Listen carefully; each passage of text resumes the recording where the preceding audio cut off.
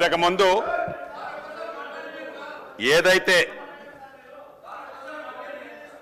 సభలో జరిగిందో చాలా బాధాకరం, దురదృష్టకరం. అధ్యక్ష, ప్రధానంగా అధ్యక్ష స్థానంలో తమరు ఒక దళితులుగా ఆడ కూర్చొని ఉండగానే ఒక పక్క సీనియర్ సభ్యులని చెప్పుకునే వారు మీ మీదకి ఇటు పక్కన ఒక మంచి చట్టాన్ని తయారు చేస్తున్న మా మీదకి వచ్చి ఈ భూభారతి 2024 చట్టం ఏదైతే ఉందో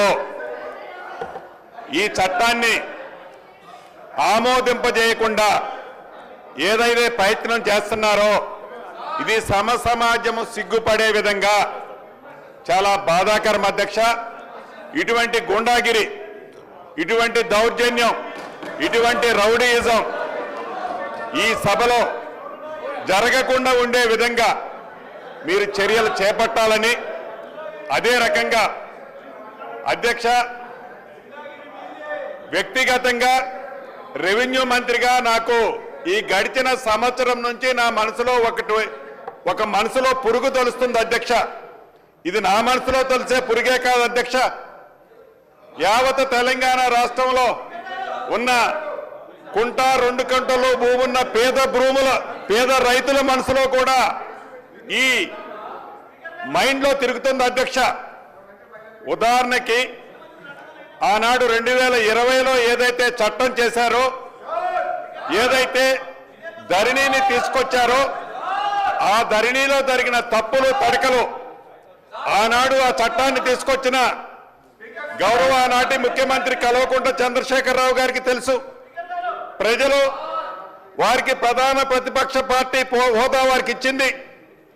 నేను అనుకుంటుండేవాడిని వారికి అపారమైన అనుభవం ఉంది, 80,000 పుస్తకాలు పైగా చదివారు, ఎప్పుడు చూసినా వారి టేబుల్ మీద ఇదిగో ఇలా పడాల రామిరెడ్డి గారు కోడ్ లా ఏదైతే భూములకు సంబంధించిన కోడ్ వారి టేబుల్ మీద కనిపిస్తుంది అధ్యక్ష, బ్లూ కలర్ది.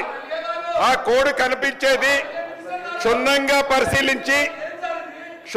పరిశీలించి ఆ ధరణినో ఆ 2020 చట్టాన్నో తయారు చేస్తామని మేమందరం అనుకుంటుండే వాళ్ళం. అధ్యక్ష, దురదృష్టవశాత్తు ఏ చట్టం అయితే ఆనాడు 2020 చట్టాన్ని తయారు చేశారో ఆ చట్టం 3 సంవత్సరాలకే 100 ఏళ్ళు నిండిపోయింది. అధ్యక్ష, 100 ఏళ్ళు నిండిపోయింది. అంతకుముందు ఇందిరమ్మ రాజ్యంలో చేసిన చట్టం 1971 చట్టం ఏదైతే ఉందో 49 సంవత్సరాలు ప్రజలలో ఉంది. అధ్యక్ష, 100 ఏళ్ళు ఉండాల్సిన చట్టం కేవలం స్వార్థపూరితంగా వారి స్వార్థం కోసం తయారు చేసిన చట్టం 3 సంవత్సరాలకే 100 ఏళ్ళు నిండటం చాలా బాధాకరం. అధ్యక్ష, ఈ రోజు కూడా అనుకున్నాను, గౌరవ సభ్యులు హరీష్ రావు గారు ఈ చట్టం గురించి పబ్లిక్ డొమైన్లో పెట్టినప్పుడు, అనేక ప్లాట్ఫామ్లలో డిస్కస్ చేసినప్పుడు సుమారు 7 పేజీలకు సంబంధించిన అంశాలు అనుభవజ్ఞులని చెప్పుకునే హరీష్ రావు గారు కూడా సూచనలు ఇచ్చారు. అధ్యక్ష, నిన్న ఈ బిల్లుని అసెంబ్లీలో ప్రవేశపెట్టిన తర్వాత కూడా హరీష్ రావు గారు అనేక సూచనలు ఇవ్వటం జరిగింది. అధ్యక్ష, అంటే ఇప్పటికీ ప్రధాన ప్రతిపక్ష పాత్ర పోషించిన ప్రధాన ప్రతిపక్ష నాయకుడు ఆ సీట్లో కూర్చొని, నేను మొదటిసారి శాసనసభ్యుని. అధ్యక్ష, నేను 2014 నుంచి 2019 దాకా పార్లమెంటు సభ్యుడిగా ఉన్నాను. అధ్యక్ష, తర్వాత వారి సొంత పార్టీ వారి జాగీరి పార్టీలో ఉన్న నాకు టికెట్ ఇవ్వలేదు. అధ్యక్ష, వారి పార్టీ కాబట్టి వారి ఇష్టం. అధ్యక్ష, ప్రజల దీవెనలతో ప్రజల ఆశీస్సులతో ఈనాడు ఇందిరమ్మ రాజ్యంలో ప్రజల దయతో మా నాయకుడు రాహుల్ గాంధీ గారి దయతో ఈనాడు ఈ స్థానంలో ఉండి ఒక మంచి చట్టం, దేశానికి ఒక రోల్ మోడల్ అయిన ఈ భూభారత చట్టాన్ని సభలో ప్రవేశపెట్టినప్పుడు ఆ మాజీ ముఖ్యమంత్రి వర్యులు ఆ సీట్లో కూర్చొని ఆ 80,000 పుస్తకాలు చదివిన జ్ఞానాన్ని అనుభవాన్ని నాకు చెబుతారేమో, దాని సూచనలు ఇస్తారేమో. ఆ సూచనలు అన్నిటినీ తప్పకుండా మంచి ఉంటే ఈ చట్టంలో పెట్టాలని ఆశపడ్డాను అధ్యక్ష. కానీ ఏ కారణం చేత సభకు రావటం లేదో నాకు తెలియదు. నాకు తెలిసి ఈ గడిచిన సంవత్సరంలో బడ్జెట్ ప్రవేశపెట్టేటప్పుడు కొన్ని నిమిషాలు వచ్చిపోయారు అధ్యక్ష సభకి. ఎప్పుడైనా సభలు జరిగేటప్పుడు సభలో ప్రతి నియోజకవర్గానికి సంబంధించిన శాసనసభ్యులు ఎందుకు మాట్లాడతారంటే ఆ నియోజకవర్గానికి సంబంధించిన అనేక అంశాలు ప్రజల దృష్టికి శాసనసభలో నేను తీసుకొచ్చానని చెప్పడానికి, ప్రజల పక్షాన పోరాటం చేయటం కోసం, ఆ సమస్యలు పరిష్కరించుకోవటం అసెంబ్లీలో ప్రవేశపెట్ట ఆ ప్రధాన ప్రతిపక్ష నాయకుడు మాజీ ముఖ్యమంత్రి వర్యులు కానీ అసెంబ్లీలోకి రారు. కనీసం ఈ రోజు ఉదయం ఒక ఇన్సిడెంట్ జరిగింది అధ్యక్ష. పొద్దున్నే బార్బర్ ఇంటికి వచ్చారు. బార్బర్ ఇంటికి వచ్చి ఒక గంట ప్రశాంతంగా నా కటింగ్ ఇతరత్ర చేసే సందర్భంలో ఆ నంద్ అనే అతను చెప్పాడు, సార్ ఈ రోజైనా ప్రధాన ప్రతిపక్ష నాయకులు సభకు వస్తారా? మీరేదైతే అమూల్యమైన బిల్లు భూభారత బిల్లు పెడుతున్నారో ఆ బిల్లులో ఆ నాయకులు ఏమన్నా మంచి సూచనలు ఇస్తారా అని బార్బర్ నన్ను అడగటం జరిగింది అధ్యక్ష. అంటే వారిని అభిమానించే వాళ్ళు వందల్లోనో పదుల్లోనో వేలలోనో ఈ రాష్ట్రంలో ఉంటారు. ఈ రాష్ట్రానికి ప్రధాన ప్రతిపక్ష నాయకుడిగా ఉన్న ఆనాటి ముఖ్యమంత్రి గారు సభకు రాకపోవటం సభను అవమానించినట్లా, లేకుంటే తెలంగాణ ప్రజలను అవమానించినట్లా? ఈ దౌర్భాగ్యమైన పరిస్థితి ఏందో ఒక్కసారి మీరు ఆలోచించాలి అని యావత్ రాష్ట్ర తెలంగాణ ప్రజలను కోరుకుంటున్నాను అధ్యక్ష. అంతేకాదు అధ్యక్ష, ధరణితో నష్టపోయి ఇబ్బందులు పడుతున్న సామాన్య ప్రజలకి ఒక వరముల ఇందిరమ్మ రాజ్యంలో ఈ భూభారత బిల్లుని ప్రవేశపెడుతుంటే ఒక దొర కోసం, ఒక దొర మీద వారు చేసిన తప్పులని విచారించే దాంట్లో భాగంగా కేసులు పెడితే ఆ కేసుల గురించి ఇక్కడ చర్చించాలని పట్టుబట్టడం చాలా దురదృష్టకరం అధ్యక్ష. దురదృష్టకరం అధ్యక్ష. అదేమన్నా జాతీయాన్ని దేశానికి సంబంధించిన అంశమా, రాష్ట్రానికి సంబంధించిన అంశమా, చివరికి ఒక నియోజకవర్గానికి సంబంధించిన అంశమా ఈ సభలో చర్చించాల్సినంత అవసరం ఉందా అని మీ ద్వారా ఆ సభ్యులను ప్రశ్నిస్తున్నాను అధ్యక్ష. చివరిగా ఇప్పటికైనా ప్రధాన ప్రతిపక్షం నాయకుడు ఎవరైతే ఈ సభకున్నారో యావత్ తెలంగాణ ప్రజలు ఎదురు చూస్తున్నారు.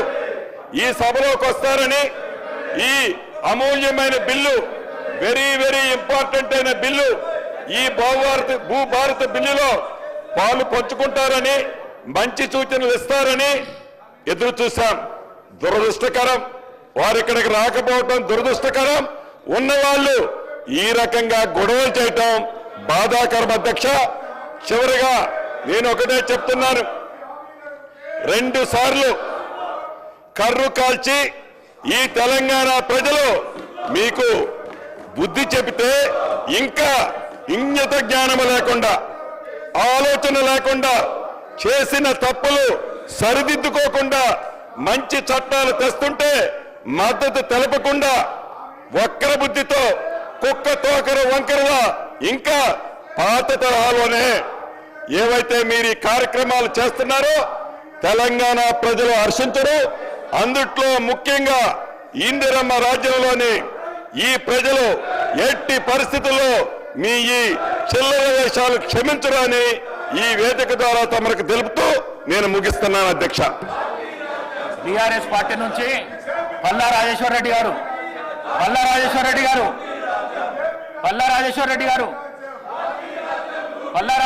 గారు ఇది మంచి బిల్లు. ఇది మంచి బిల్లు, అందరికీ ఉపయోగపడే బిల్లు. ఇది రైతులకు ఉపయోగపడే బిల్లు, ఇది ప్రజలకు ఉపయోగపడే బిల్లు. వెళ్ళండి, మాట్లాడండి. అంటే ఇష్టం లేదా మీకు ఈ బిల్లు? రైతులకు సాయం చేసుడు ఇష్టం లేదా? మాట్లాడండి, ప్లీజ్ మాట్లాడండి. ఏ మహేశ్వర్ రెడ్డి గారు,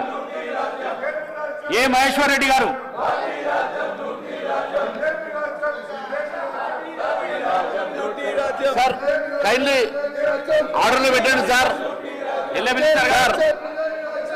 మినిస్టర్ గారు.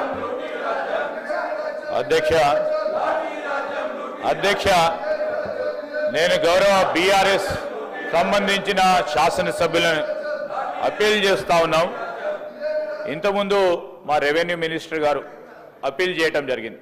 భూభారతికి సంబంధించిన బిల్లు ఇది చాలా సంవత్సరాల నుంచి కూడా అనేక మంది సామాన్య ప్రజానికం ఎదుర్కొంటా ఉన్న సమస్యలు పరిష్కారం చేయాలని మా ప్రభుత్వం భూభారతి సంబంధించిన రెవెన్యూ చట్టాన్ని తీసుకొస్తున్న సందర్భంలో మంచి సూచనలు ఇవ్వడానికి అవకాశం ఉంటుంది.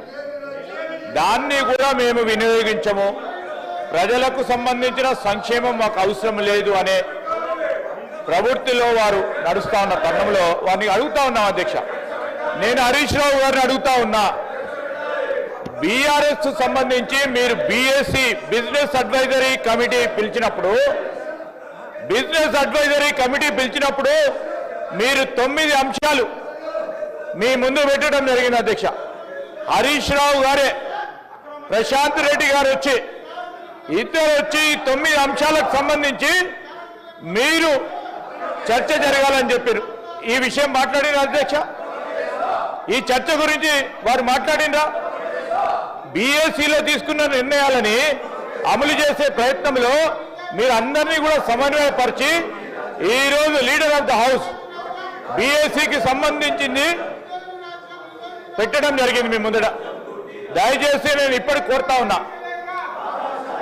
కొద్దిగా అయినా చిత్తశుద్ధి ఉంటే రాష్ట్ర ప్రజలకు సంబంధించి రెవెన్యూ అంశాలకు సంబంధించి వారు ధరణి పెట్టినప్పటి నుంచి ఇప్పటి వరకు ప్రజలకు సంబంధించి అనేక అంశాలు, అనేక ఇష్యూస్ కూడా వచ్చిన తరుణంలో చాలా కసరత్తు చేయడం జరిగింది. అధ్యక్ష, శ్రీనివాస్ రెడ్డి గారు, మా అధికారులు చాలా కసరత్తు చేసి చాలా మందితో సంప్రదింపులు చేసి ఈరోజు శాసనసభ్యుల అభిప్రాయాలను కూడా తెలుసుకునే ప్రయత్నంలో మేము బేషిజాలకు పోకుండా బీఆర్ఎస్ కు సంబంధించిన శాసనసభ్యులు చెప్పిన సూచనలు కూడా అమలు చేయాలనే ప్రయత్నంలో రెవెన్యూ మంత్రి గారు సమయం తీసుకుంటే వారు సమయం అడిగిన అధ్యక్ష.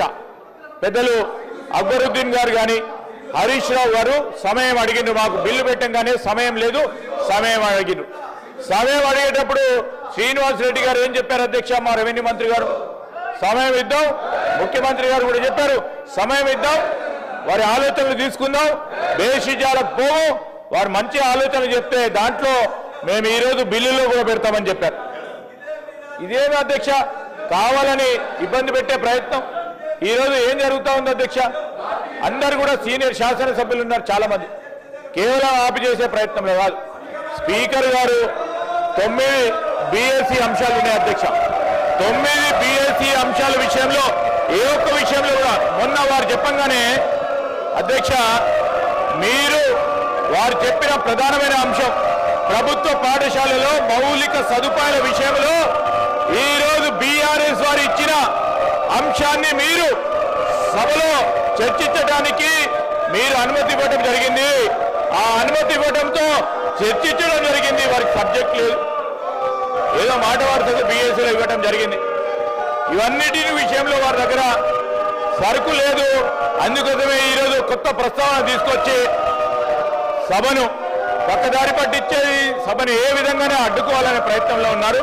దయచేసి భూభారతికి సంబంధించిన అంశం విషయంలో చాలా కసరత్తు చేసిన తర్వాత ప్రజలకు ఉపయోగపడే ఒక ప్రధానమైన బిల్లు అధ్యక్ష, వారిని సహకరించమని మరొకసారి కోరుతా ఉన్నాం. గౌరవనీయులైన హరీష్ రావు గారు